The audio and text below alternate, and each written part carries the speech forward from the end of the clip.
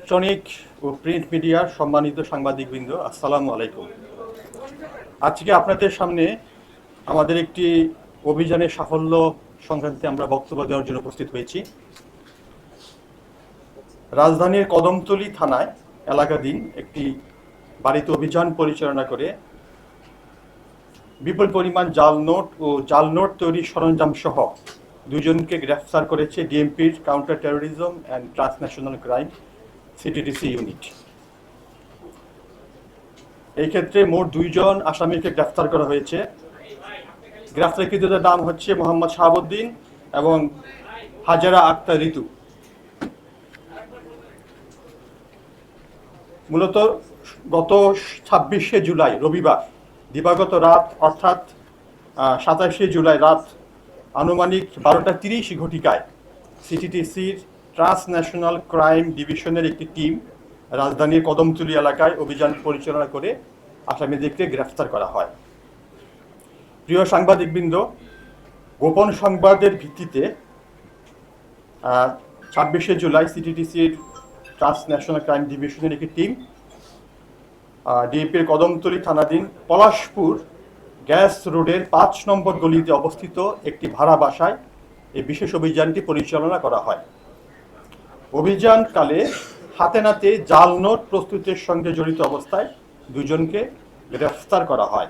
এই সময়ে গ্রেফতারকৃতদের হেফাজত থেকে 2,58,000 টাকার জাল নোট, মূলত 500 টাকার নোট, একটি ল্যাপটপ, একটি কালার প্রিন্টার এবং জাল নোট তৈরিতে ব্যবহৃত বিশেষ ডাইস, বিশেষ রং, সিকিউরিটি থ্রেড যুক্ত কাগজ ইত্যাদি সরঞ্জামাদি এই অভিযানের সময় উদ্ধার করা হয়।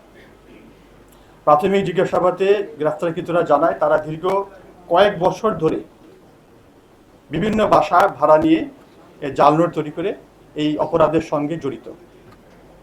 উৎপাদিত এই জাল নোট তারা নিজেরা এবং তাদের সহযোগীদের মাধ্যমে ঢাকা, কুমিল্লা সহ দেশের বিভিন্ন জেলার জনবহুল হাটবাজার, শপিং মল ইত্যাদি মার্কেট প্লেসে সরবরাহ করে সাধারণ মানুষের সঙ্গে প্রতারণা করত।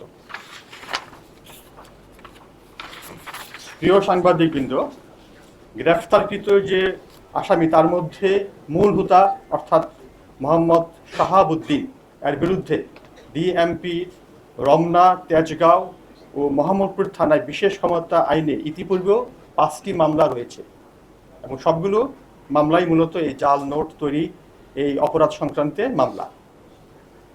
বর্তমানে গ্রেফতারকৃতদের বিরুদ্ধে কদমতলী থানায় বিশেষ ক্ষমতা আইনে মামলা রুজু প্রক্রিয়াধীন রয়েছে এবং একই সঙ্গে আমরা জাল নোট প্রস্তুতকারী চক্রের সঙ্গে জড়িত অন্যান্য সদস্যদের শনাক্ত ও গ্রেফতারের জন্য অভিযান ও তদন্ত অব্যাহত আছে।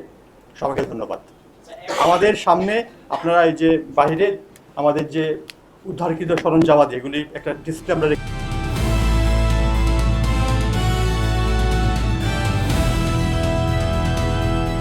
দিনাজপুর টিভি, মানুষের জীবনের কথা বলে।